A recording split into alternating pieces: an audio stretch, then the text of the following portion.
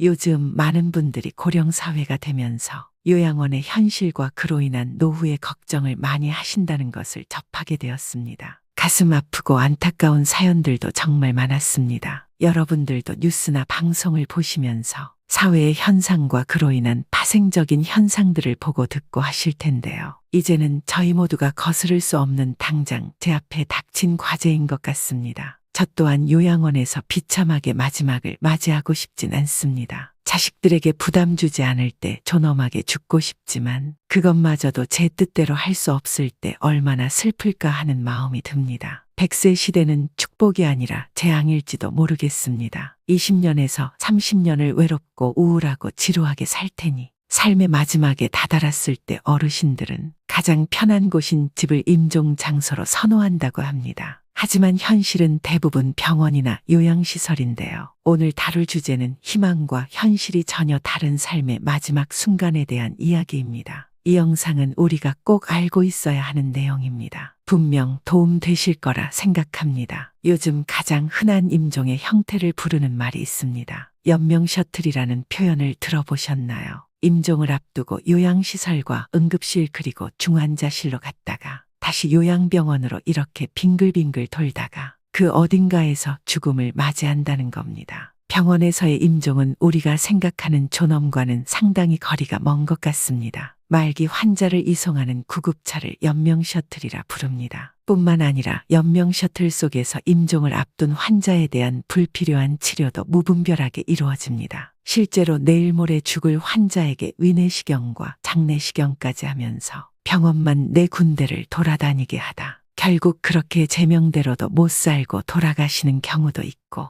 임종을 앞둔 환자에게 의미 없는 항생제를 마구 투여하는 일은 뉴스에서도 주기적으로 다뤄질 만큼 사회적으로 큰 문제가 되고 있습니다. 의료계에서는 이것을 죽음의 의료화라고도 부릅니다. 존엄한 죽음을 어렵게 만드는 요인이죠. 병원으로 가게 되면 이 모든 과정을 피할 수가 없고 가뜩이나 쇠약한 상태에서 몸의 피를 뽑아서 수백 가지의 검사를 하게 됩니다. 당연히 연세가 있는 분들은 수없이 많은 이상이 나오고 그것들을 다 치료하겠다고 하다가 병원 밖을 벗어나지 못하고 죽음을 맞습니다. 두 발로 걸어서 들어갔다가 죽어서 나온다는 말이 있습니다. 사실 눈에 보이는 현상만 교정하는 것인데 결국 가족 얼굴도 못 보고 병원에서 그냥 돌아가시는 경우가 다반사입니다. 특히 생애 말기에 환자들이 일반 병실에서 맞이하는 평온한 임종은 현실적으로 어렵고 중환자실에만 있어야 하는 경우가 많습니다. 우리 사회가 죽음을 부정적으로 여기는 탓에 일반 환자와 격리하는 이유도 큽니다. 가족과 함께 죽음을 맞이할 격리된 공간인 임종실도 대부분의 병원엔 없습니다. 우리나라 65세 이상 성인의 임종 선호장소 1위는 집이지만 현실은 정반대입니다. 10명 중에서 7명 이상은 의료기관에서 생을 마감하고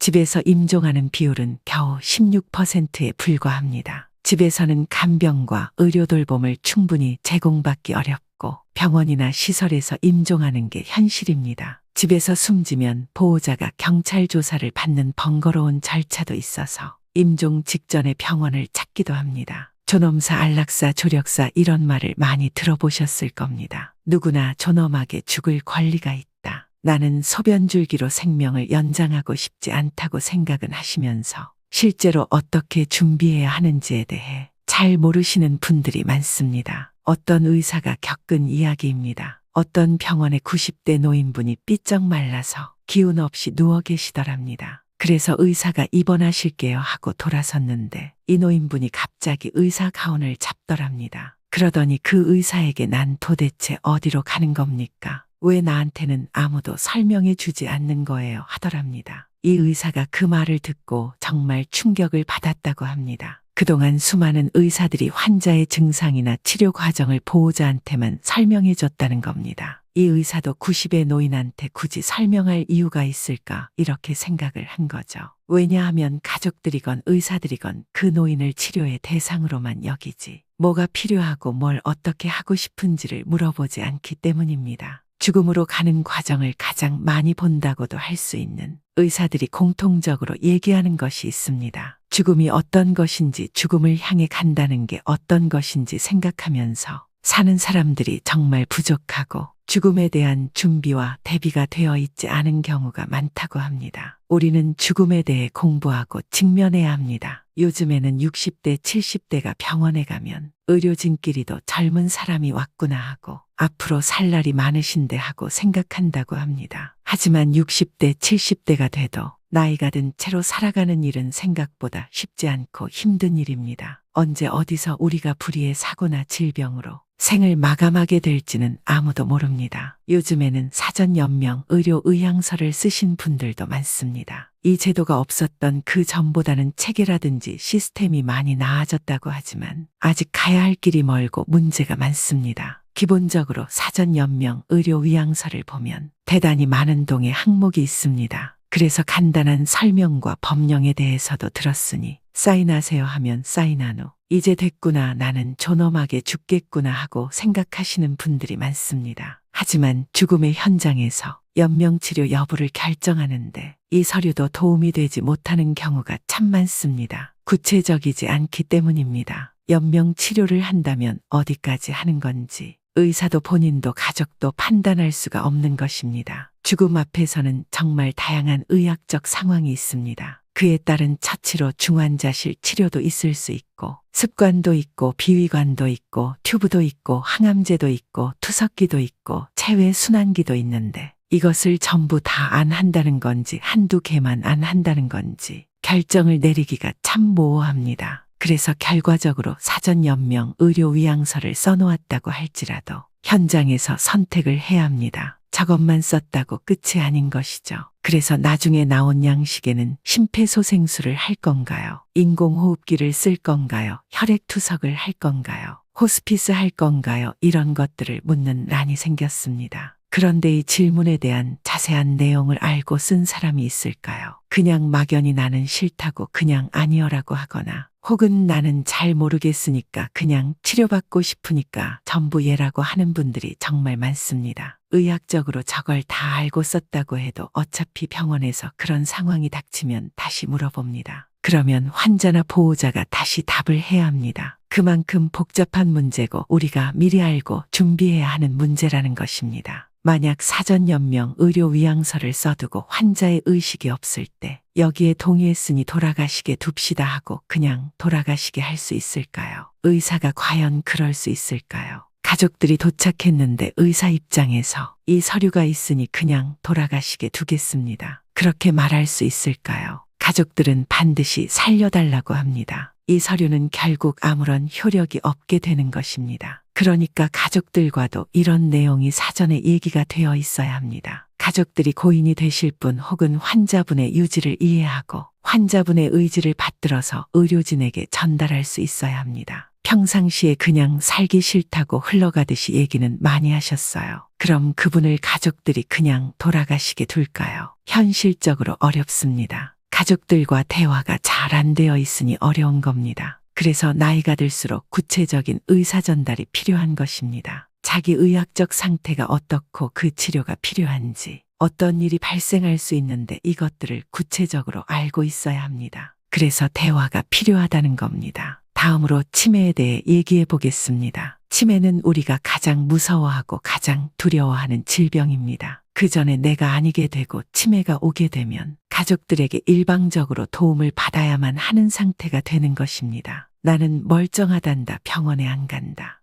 나는 요양원에 안 간다 한다고 해도 일상생활을 위험하게 하는데 병원에 안 가게 놔둬도 괜찮을까요? 치매에 걸리면 결국에는 본인이 치매에 걸린지도 모르게 됩니다. 판단력을 상실하는 겁니다. 그래서 치매가 오기 전에 치매가 오면 곤란한 상황이 오므로 어떻게 치료받고 싶은지 뭘 원하는지 병원에 가고 싶은지 이런 소통을 미리미리 많이 해두어야 합니다. 또한 노인들에게는 주변인들의 관심이 중요하고 돌봄과 보살핌에 관한 논의도 꼭 필요합니다. 그리고 병원 치료 자체도 문제인데요. 병원이란 공간이 그 자체만으로도 환자들에게 대단히 많은 고통을 줍니다. 우리나라 의료 시스템의 경우 치료라는 명목으로 몇몇 의사는 우리가 알아들을 수 없는 어려운 이야기를 하고 그들을 데려다가 어려운 치료를 시킵니다. 실제로 스코틀랜드의 한 연구에서 한날 한시에 대학병원에 입원한 성인들을 1년 후에 다시 찾아봤다고 합니다. 그랬더니 30%는 이미 이 세상 사람이 아니었다는 겁니다. 물론 입원 과정에서 어느 정도의 오류들이 있겠지만 병원에 한 번 입원해서 그때 누워 있었다는 것만으로도 우리에게 위험인자로 작용한다는 것입니다. 또 다른 연구에서는 85세 이상 남성이 병원에 입원을 하면 12개월 내에 절반 이상이 사망한다는 통계도 있습니다. 그러니까 병원을 이용하는 자체로도 문제가 될 수 있다는 것을 알려주는 통계입니다. 그래서 우리가 아프면 무조건 병원 치료를 해야 된다고 하지만 병원 치료 자체도 절대 선이 아니고 오히려 생존율을 낮추는 결과를 가져올 수 있다는 것을 알아야 합니다. 노인의학의 선구자인 메리티 네티 교수는 노인 건강을 평가하는 가장 중요한 5가지를 제시했습니다. 첫 번째는 정신작용 마인드입니다. 치매, 선망, 우울증으로 나눌 수 있는데요. 당연히 정신이 멀쩡해야 독립적인 사고가 가능하고 삶 자체가 재미있고 의미 있을 것입니다. 두 번째는 이동성입니다. 걸어 다닐 수 있느냐, 그냥 누워 있느냐는 천지차이겠죠. 스스로 화장실을 갈 수 없는 순간 인간의 존엄성은 무너진다라는 말도 있듯이 우리가 제 발로 설 수 있다는 것은 참 중요합니다. 기초 체력과 지구력을 체크하는 것이 중요합니다. 세 번째는 약입니다. 약이 개선 치료제인지 진정제인지 구분하고 노인이 현재 먹고 있는 약물 중 과다 복용하고 있거나 남용해서 해가 될 만한 약이 있는지 파악해야 합니다. 네 번째는 다중복합성입니다. 누군가는 신부전이 있고 누군가는 투석을 하듯이 환자 개개인의 치료 경력이 중요합니다. 이것들을 종합해서 향후 치료를 계획하고 정확한 평가를 해야 됩니다. 가장 중요한 5번째는 무엇이 가장 중요한지 파악하는 것입니다. 노인이 현재 가장 필요한 것과 무엇을 원하는지, 희망과 열정이 있는지 여부입니다. 나는 병원 치료를 하고 싶지 않다든지 나는 조용히 한적하게 살고 싶다든지 이런 부분들을 생각하면서 살고 계신가요? 많은 분들이 평소에 이런 부분을 놓치고 삽니다. 하지만 이게 가장 중요한 부분입니다. 우리가 100살, 120살 노년까지 뼈를 튼튼하게 하고 살려면 어떻게 해야 할까요? 80살이 됐으니까 튼튼하게 살아야지 하면서 80세부터 운동을 하고 약을 먹으면 늦습니다. 그래서 한 살이라도 젊을 때부터 준비해야 합니다. 젊을 때 운동 한 사람이랑 안 한 사람이랑 뼈 건강과 뼈대 자체가 다릅니다. 그리고 금연도 해야 하고 칼슘도 충분히 섭취해 주셔야 합니다. 또한 일상적으로 햇살 아래서 비타민 D를 적정량으로 얻는 것도 참 중요합니다. 노년까지 건강한 삶을 살게 하는 것은 건강할 때 준비하는 자세입니다. 애석하게도 기대 수명의 가장 중요한 요소 중 하나가 부유함입니다. 연구 결과에 따르면 돈이 많을수록 사람의 기대 수명과 평균 수명이 늘어난다고 합니다. 그래서 경제적인 안정도 수명에 영향을 미친다고 말씀드릴 수 있겠습니다. 사람들의 보편적인 기대 심리는 20대에 적당히 행복하고 중년에 더 행복해지다가 나이가 들수록 마음이 순해지면서 행복을 더 느끼려는 그런 경향이 나타난다고 합니다. 우리의 건강한 삶을 위해서 많은 전문가들이 조언합니다. 하루하루를 있는 그대로 받아들이고 걱정을 멈추고 미래 계획을 잘 세우고 유언을 쓰고 책상을 정리하고 도움을 기꺼이 받으며 할 수 없는 일을 기꺼이 인정하고 맡겨라 라고 말이죠. 이런 계획을 세우고 노년기에 건강하지 못함도 자연스레 받아들이면서 살아가는 노인이 있는가라고 생각해보면 잘 없습니다. 하지만 우리는 앞으로 이런 노인이 되어야 합니다. 그리고 의사들의 말을 너무 맹신하지 마세요. 현재 의료계에 종사하고 있는 양심의사들이 당부합니다. 의사들은 습관적으로 약을 처방하면서 혹독한 식단 관리를 요청하고 건강하지 않은 행위를 질색하는 그런 경향이 있습니다. 아니 96세신데 아직도 술 드신다고요? 아직도 담배를 피우신다고요? 이렇게 얘기를 하는 경우가 많습니다. 그런데 연세가 많은 노인분들은 담배나 술로 얻을 수 있는 해로움보다 그것들이 주는 행복감이 더더욱 클 수가 있습니다. 이것이 오히려 면역력을 높여준다고도 합니다. 반대로 암이나 심장병 같은 진단은 환자에게 공포감을 유발하여 우울감과 무기력증을 불러일으키고 면역력을 저하시킨다고 하죠.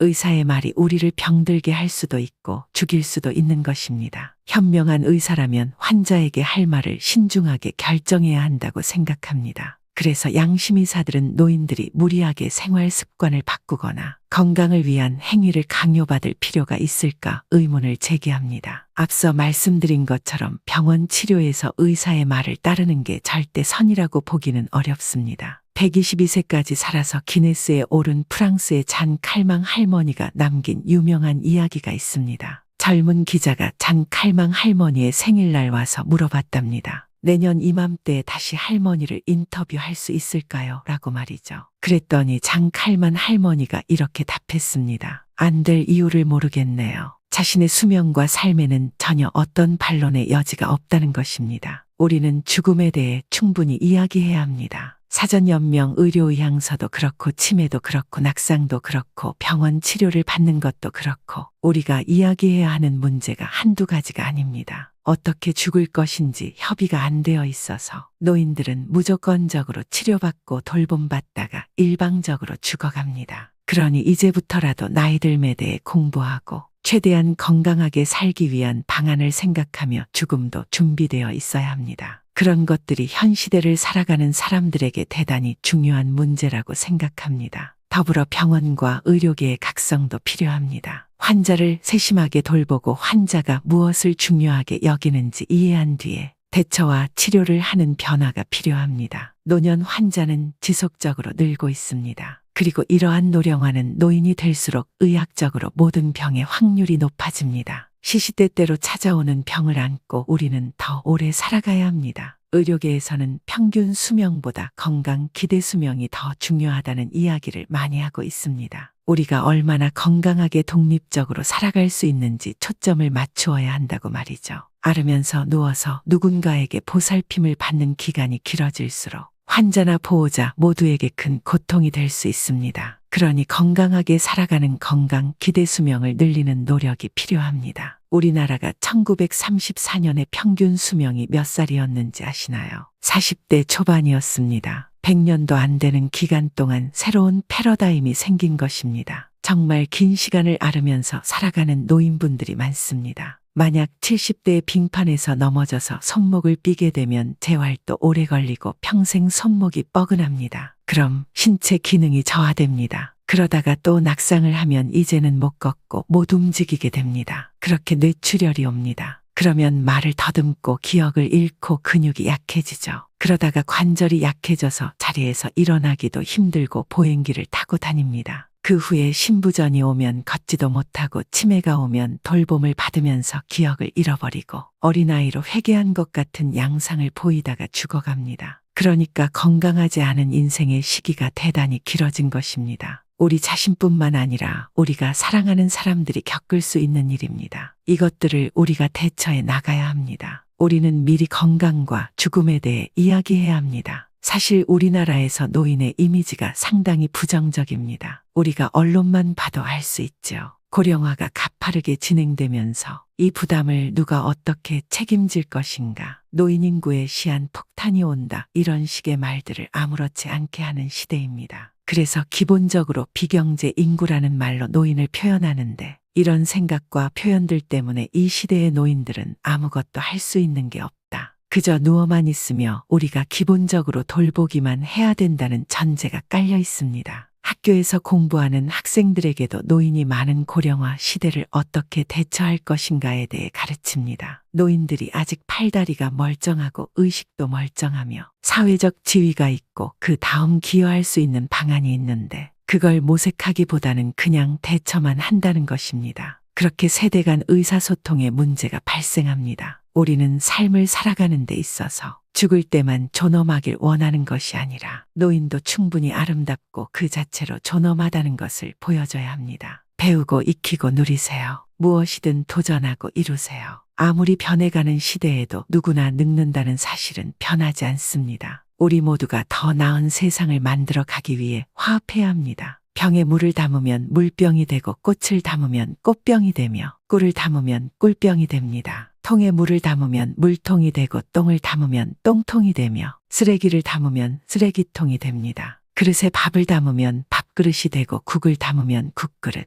김치를 담으면 김치 그릇이 됩니다. 병이나 통이나 그릇은 그 안에 무엇을 담느냐에 따라 좋은 쓰임으로 쓸 수도 있고 허드렛 일에 쓰일 수도 있습니다. 꿀병이나 물통이나 밥그릇 등 좋은 것을 담은 것들은 자주 닦아 깨끗하게 하고, 좋은 대접을 받는 대신 좋다고 여기지 않는 것을 담은 것들은 한 번 쓰고 버리거나 가까이 하지 않고 오히려 멀리 하려는 나쁜 대접을 받습니다. 그리고 이러한 병통 그릇들은 함부로 마구 다루면 깨어지거나 부서져서 곧 못 쓰게 되기 쉽습니다. 우리 사람들의 마음도 이것들과 똑같아서 그 안에 무엇을 담느냐에 따라 좋은 대접을 받을 수도 있고 못된 대접을 받아 천덕꾸러기가 될 수도 있습니다. 즉 우리 마음속에 담겨 있는 것들이 무엇이냐에 따라 사람 대접을 받느냐 아니냐로 달라지는 것이라는 말입니다. 불만 섞인 불평등 좋지 않은 것들을 가득 담아두면 욕심쟁이 심술꾸러기가 되는 것이고, 감사, 사랑, 겸손 등 좋은 것들을 담아두면 남들로부터 대접받는 사람이 되는 것입니다. 무엇을 담느냐 하는 것은 그 어느 누구의 책임도 아니고 오직 자기 자신이라는 것을 생각할 줄 아는 삶을 살아가야 합니다. 이 세상의 모든 이들이 이런 마음으로 살아간다면 세상은 조금 더 아름다워질 것입니다. 저는 요즘 이런 생각을 합니다. 삶과 죽음 앞에서 해탈하며 살아갈 수 있다면 얼마나 좋을까요? 이상으로 지혜의 길이었습니다. 더 좋은 양질의 동영상을 원하신다면 구독, 좋아요, 알람 설정까지 부탁드리겠습니다. 당신의 삶을 항상 응원합니다.